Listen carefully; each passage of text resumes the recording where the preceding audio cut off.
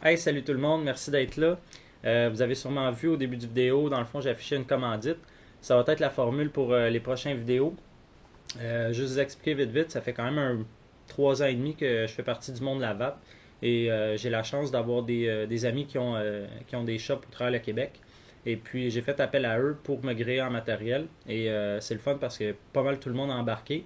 Dans le fond, j'ai le privilège que eux me fournissent des nouveaux produits à vous présenter. Donc aujourd'hui, j'ai le VCT de Smoke. Je ne l'ai pas essayé encore, ça fait quand même une bonne semaine que je l'ai à la maison. J'ai pas eu l'occasion de commencer mon vidéo. Fait qu'on va faire ça dans le fond en 2 étapes. La première étape, on va faire un unboxing. On va regarder ensemble qu'est-ce qui vient avec, qu'est-ce qu'il y a dans la boîte. Je la trouve pas mal belle déjà. J'ai pas mal hâte de l'ouvrir. Et puis l'autre étape, dans le fond, ça va être dans une semaine. Moi, je vais faire une pause, je vais l'utiliser. Et puis, je vais revenir avec vous. On va regarder les pour, les contre, comment ça fonctionne, où est-ce qu'on peut l'acheter et combien. Fait qu'on va y aller tout de suite en close-up. Donc, le VCT de Smoke, c'est la boîte. Donc, c'est bien indiqué ici que ça vient avec un coil de 0.5 ohms. À vous de vous assurer que vous avez un mode mécanique avec les batteries qui vont être capables de prendre ça et sinon un mode régulé qui prend les coils sub-ohm. On voit VCT, c'est expliqué ici, Vapor Chaser Tank. Donc moi j'ai pas mal d'attentes au niveau de la production de vapeur et c'est fait en stainless steel 304 qui est un très bon grade pour le stainless. Donc on va regarder ça.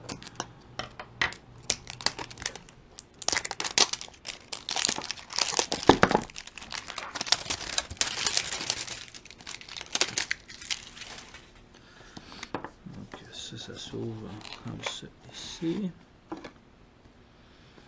OK.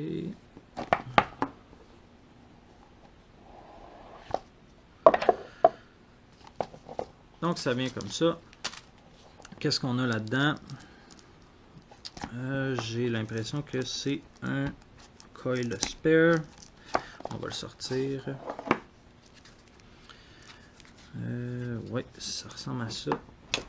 En tout cas, le package est bien fait parce qu'il n'y a rien qui va bouger là-dedans. Donc, on a un coil de remplacement. Après ça, on a une tank en Pyrex de spare. Puis, je sais que tout le monde connaît ça parce que si vous avez déjà eu des Nautilus ou des Atlantis, on sait comment c'est fragile. Wow! Ben là, je suis quand même assez étonné. Ça vient qu'un de mes drip tips préférés qui est aussi en Pyrex, qui est quand même assez gros, donc assez wide bore. Si on regarde tout de suite, voir si on en a un autre. Donc ça va fitter avec vos drip tips préférés à ce que je peux voir. Ouais, sauf que j'ai l'impression que la profondeur n'est pas la même. Donc ça sera à vérifier. Oui, en effet. Donc ça va être vraiment quelque chose à faire attention parce que j'ai pas l'impression que tous les drip tips vont fitter là-dessus. Donc ça ressemble à ça. Donc on a deux Cyclops air hole de chaque côté qui s'ajustent comme ça. Ça ressemble pas mal à la dernière tank de Joytech, le Delta 2. On va regarder ça comme ça. Je vais jeter un coup d'œil au coil qui vient avec pendant que j'en ai un.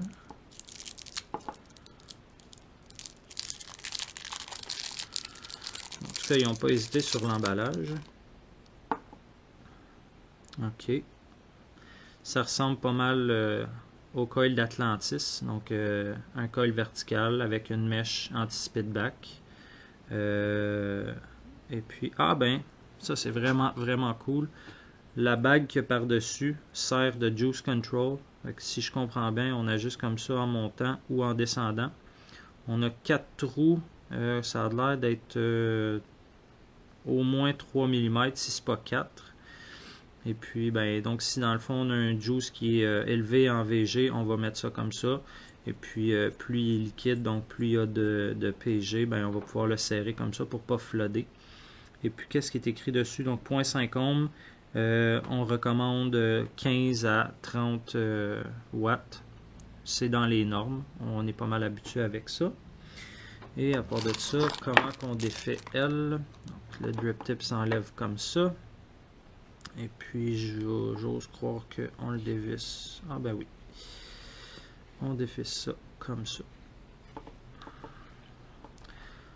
Donc le filetage est quand même assez raide. J'imagine qu'un coup lubrifié, ça va être mieux.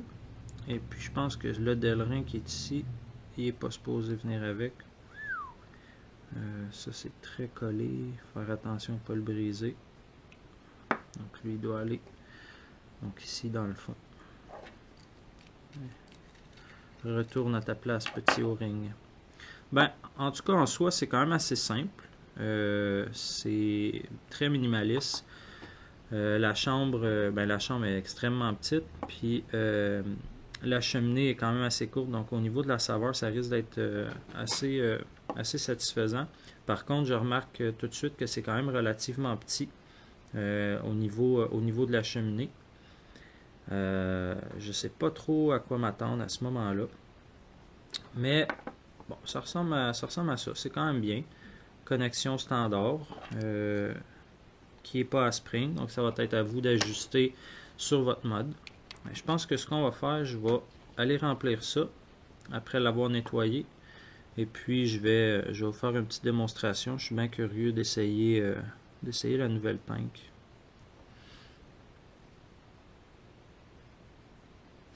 Donc là, on a nettoyé notre tank ainsi que notre base. Et puis, je tiens à préciser qu'il n'y avait pas d'huile de machinage. Ça, c'est une affaire que j'aime bien. Mais je l'ai nettoyé quand même, juste pour être sûr. Je vais tout de suite vaper en OVG. Donc, j'ai du 15 PG, 85 VG, du poire crème. Je vais essayer ça parce que je sais que c'est une saveur que je connais. Fait que je vais pouvoir tout de suite déceler le niveau de saveur qu'on a. Puis la vapeur, ben, c'est la même chose. Je la connais super bien. Que je vais remplir comme ça jusqu'au filet. Je crois que je pourrais remplir un quart de pouce de plus, mais je prendrai pas de chance. Et puis, comme n'importe quel atto qu'on remplace, je vais tout de suite, donc on appelle ça le primer, je vais mettre un petit peu de liquide dedans, je vais le laisser imbiber. Puis je vais laisser mon juice control dans le fond ouvert au maximum. J'ai remarqué en le défaisant, soit dit en passant, que pour le défaire, il faut le dévisser au complet. Puis un coup qui est arrivé en haut, là il grippe, puis là on peut le défaire. Puis pour le baisser, c'est la même chose, on va le tenir comme il faut, comme ça. Donc on va continuer à saturer ça, parce qu'on ne veut pas de dry it. Puis on va mettre la tank.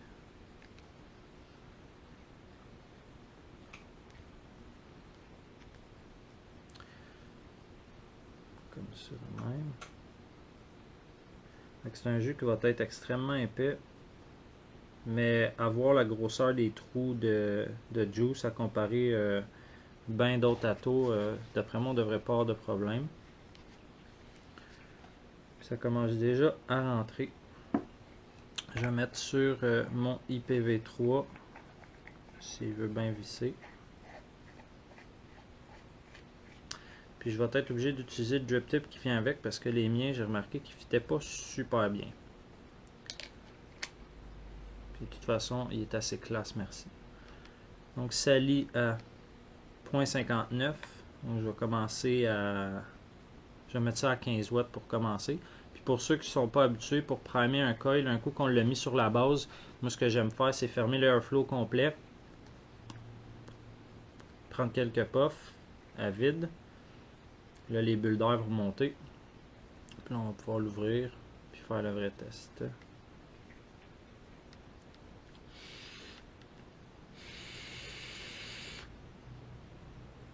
Quoi qu'il ne marche pas là. Ouais, c'est pas compliqué. 15 watts, c'est pas assez.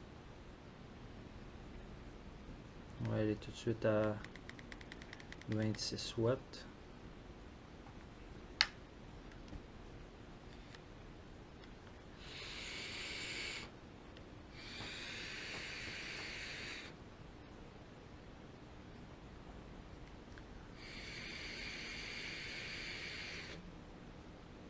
Ben, je dois dire que je suis étonnamment surpris de la quantité d'airflow qu'il y a là-dedans, à voir la cheminée qui est quand même assez réduite.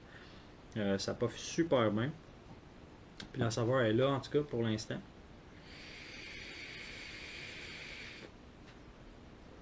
C'est vraiment une vapeur qui est tiède en ce moment. À 26 watts, c'est peut-être pas assez encore. Il recommande 30, mais je me sens aventureux, on va aller à 33.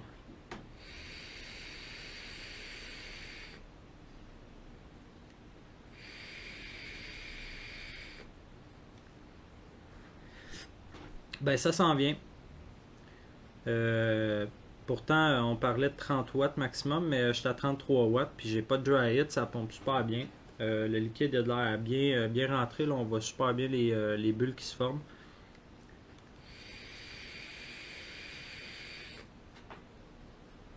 Excellent. Fait qu'on embarque là-dessus. Je me donne une semaine. Je vais essayer des liquides 70-30, dans le fond 70 PG, 30 VG. Et puis tous mes autres liquides, là, dans le fond, à dripper en 15-85. Puis je vous reviens là-dessus.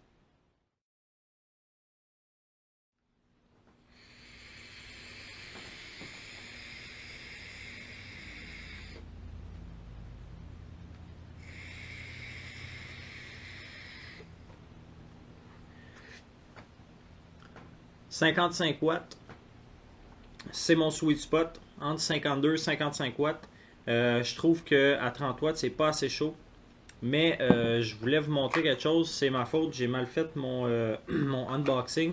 J'ai remarqué que dans le fond de la boîte, il y avait quelque chose que j'avais oublié de montrer, qui est super pratique. Pardon, je cherchais les instructions. Donc les instructions sont cachées dans le fond de la boîte, c'est bien important parce qu'il y a un petit aide-mémoire super pratique, dans le fond, qui explique comment primer son coil. Si je l'avais lu, probablement que j'aurais mieux fait la chose. Dans le fond, ce qu'il dit, c'est de mettre 0.3 à 0.5 ml de liquide dans la tête et puis d'essayer ça à 15 watts pour 7 à 10 puffs. Et après ça, monter ça à 20-25 watts à après ça une 10 ou 15 puffs. Puis finalement, monter ça à 30 watts. À 30 watts, moi perso, je trouve que ça manque de chaleur. C'est personnel parce que même à 30 watts, je peux vous montrer, ça a quand même une bonne vapeur, là. C'est pas à dire, là. 30 watts.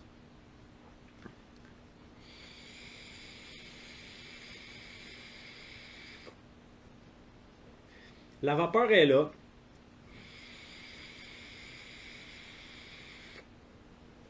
Mais à 30 watts, vous allez avoir des spitbacks parce que le liquide il rentre super bien. On peut voir là avec les trous là, qui sont vraiment gigantesques. Les 4 trous sont tout le temps en contact. Puis il y a une grosse surface de wicking dans le fond. Puis le liquide va passer au travers. Puis si on est trop bas, c'est pas assez chaud pour vraiment atomiser ou porter le liquide à ébullition. Fait qu'on va se ramasser avec des gouttelettes qui vont monter dans la bouche. Ceci dit, on pourrait probablement ajuster le juice control pour avoir un peu moins de liquide. Mais le but de ce tank-là, c'est vraiment de faire un maximum de vapeur. Donc moi, je suggère à 85 de VG ou plus haut, de le laisser wide open, puis de jouer avec son wattage pour avoir vraiment la meilleure chaleur pour faire bouillir son liquide, dans le fond pour l'atomiser. J'ai encore du 85 VG là-dedans. Je finis ma tank, là, il en reste vraiment pas beaucoup. Je vais tomber sur du 70-30, dans le fond 70 PG, 30 VG, quelque chose de plus liquide. Voir un peu comment on peut jouer avec l'ajustement de Juice Control sur la tête. Et puis l'autre chose que j'ai trouvé dans la petite boîte, puis ça je trouve ça vraiment cool, c'est des O-rings, puis ils sont d'une autre couleur. Dans le fond, c'est ce qui va en haut de la tank, là. On peut aller avec quelque chose de rouge. Moi, je préfère le noir. Le rouge me rappelle des mauvais souvenirs, donc je vais garder mes noirs. Sauf que si à un moment donné ça se met à leaker, ben on a du spare qui vient avec. Fait que je me donne encore 3 jours, puis je vous fais un final. Je vais vous donner les pour, les contre, mes appréciations, puis tout ça est basé sur vraiment mon opinion personnelle. Mais ceux qui me suivent un peu, ben s'ils me suivent encore, c'est parce qu'ils adhèrent un peu à mes goûts, à mes préférences. Donc j'y vais encore pour 2-3 jours, puis je reviens là-dessus.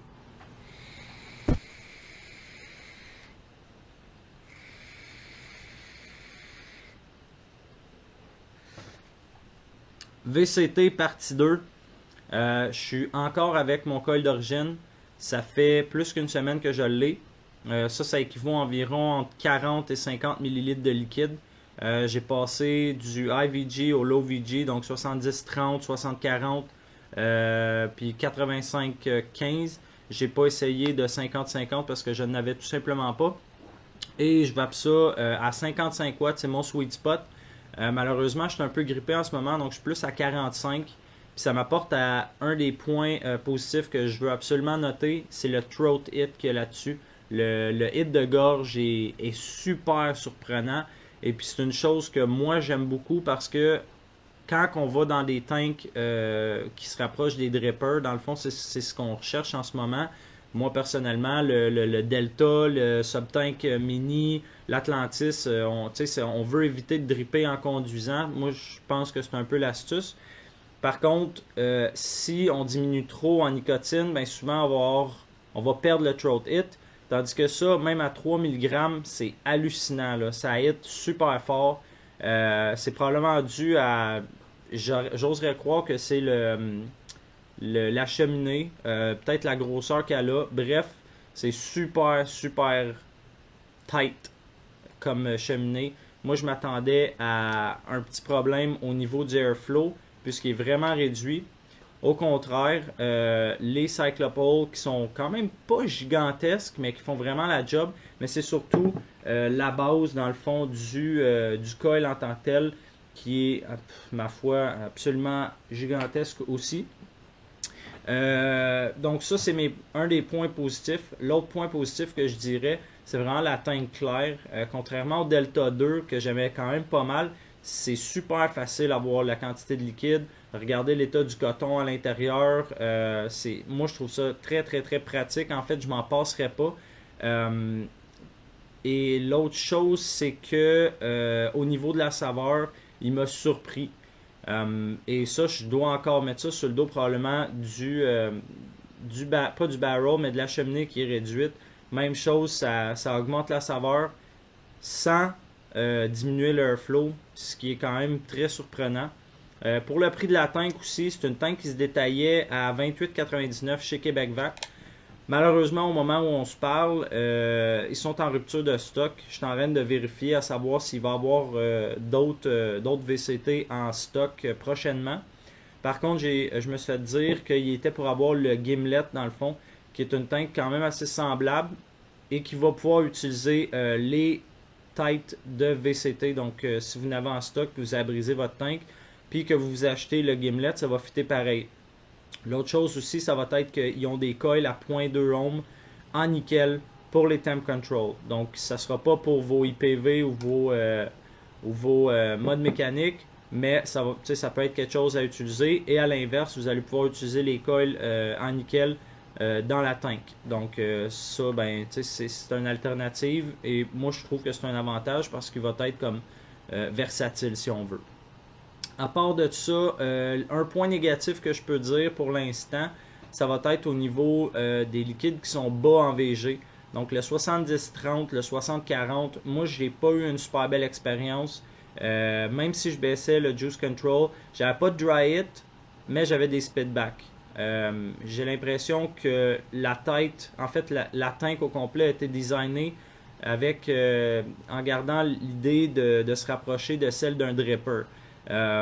Puis moi je trouve que c'est quand même pas mal proche là. La quantité de vapeur, la saveur qu'on peut obtenir, ça se rapproche quand même pas mal. Pardon, mais en 70-30, les speedbacks, moi à la longue j'aime pas ça. Même si j'ai baissé le juice control quasiment au max, c'est vraiment au niveau de l'intérieur, ça passe au travers du coton, puis après ça se retrouve dans la cheminée, c'est pas assez visqueux. Par contre, j'ai l'impression aussi que la tank est faite pour ceux qui ont en main des drippers et des liquides en OVG. Donc, c'est vraiment fait pour ceux qui sont dans cette gamme-là, que ce soit au niveau de leur équipement ou de leur liquide. C'est vraiment destiné à ces personnes-là, à mon avis. Moi, ça me rejoint beaucoup. C'est quelque chose que si demain matin je brisais, c'est garanti, j'irais m'en acheter un autre. C'est sûr que l'avantage, c'est qu'il y a quand même une tank de spare, donc si je brise mon Pyrex, mais si je venais qu'à la perdre ou à la scraper, pour l'instant c'est sûr et certain que j'irais m'acheter ça avant de m'acheter un Atlantis ou un Delta 2. Il y a une tête RBA qui est vendue pour cette tank-là. Moi, j'ai pas eu la chance de mettre la main dessus. C'est probablement quelque chose que j'envisage parce que sinon, je vais aller plutôt avec une tank qui est reconstructible comme le Delta 2 que j'aimais déjà pas mal. Sauf que s'il y a une tête qui se reconstruit là-dessus, c'est sûr et certain que je vais essayer de me procurer pour pouvoir la tester. Je ferai un review à ce moment-là ou je ferai peut-être un tutoriel sur un build ou quoi que ce soit. Donc, ça ressemble à ça. J'aimerais remercier Québec Vap encore. Merci beaucoup de m'appuyer pour les reviews. Allez les visiter, soit en ligne ou soit directement en boutique si vous êtes à Québec. Je vais mettre tous les détails dans la description. Et sur ce, bonne vape!